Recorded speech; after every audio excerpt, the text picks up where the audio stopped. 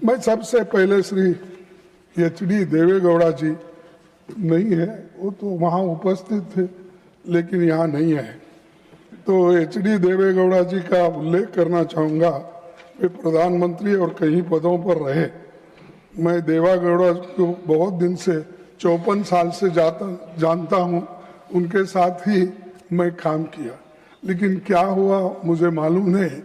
वो तो प्रेम हमारे साथ किए, मोहब्बत हमारे साथ, शादी मोदी साहब के साथ की। ये रिसेंटली हुआ, तो आप ऐसा माने मुझे मालूम नहीं है। सर शरद पवार जी एक राष्ट्रीय नेता है, उनके साथ भी हमारा दशकों का जुड़ाव रहा है।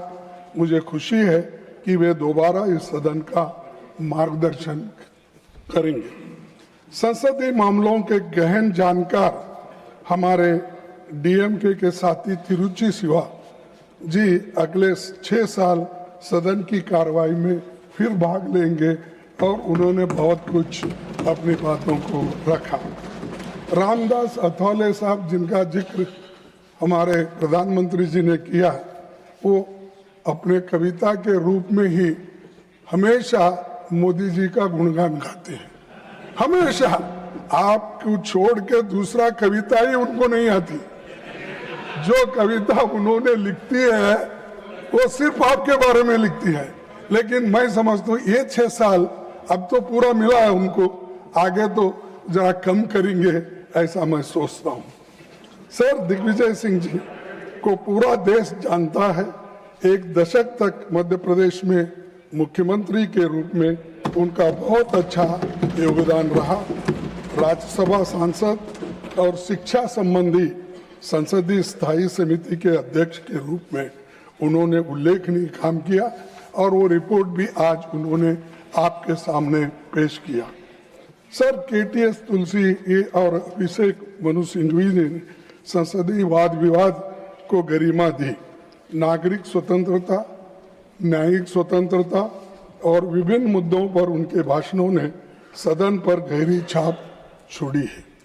हमारे मुखर साथी शक्ति सिंह गोयल और नीरज डांगी की बातें करते हुए मैं भावुक होता हूँ, इसीलिए कि अपनी योग्यता और क्षमता के साथ इन्होंने सराहनीय योगदान दिया है।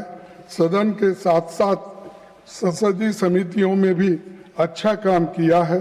विभिन्न विधेयकों पर चर्चा और ज्वलंत विषयों पर पूरी तैयारी के साथ अपनी बातें रखी और लोगों को सोचने पर मजबूर किया।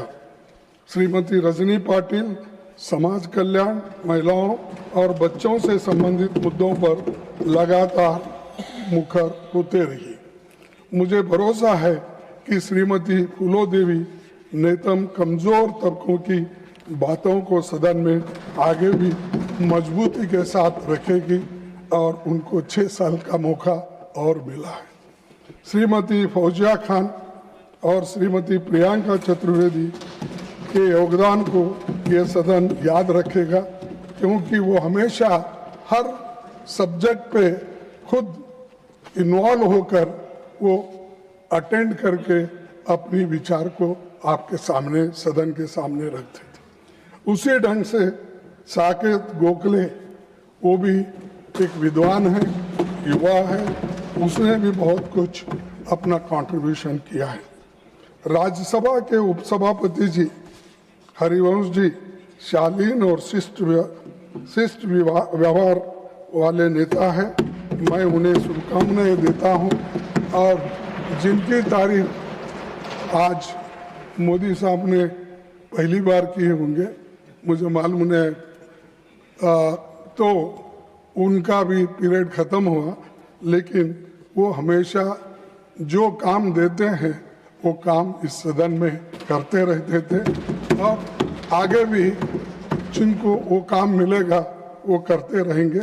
बहुत सभ्य व्यवहार और सभ्यता से काम करने वाले एक हमको सभापति मिले, उपसभापति मिले। सर, अच्छा कानून बनता है तो उसमें सत्ता पक्ष ही नहीं, विपक्ष के सांसदों का भी बराबर की भूमिका होती है। संसदीय समितियों में उनका महत्वपूर्ण भूमिका होती है और हमेशा कोऑपरेशन से हम एक दूसरे को मदद कर सकते हैं, ना कि हेट्रेड से।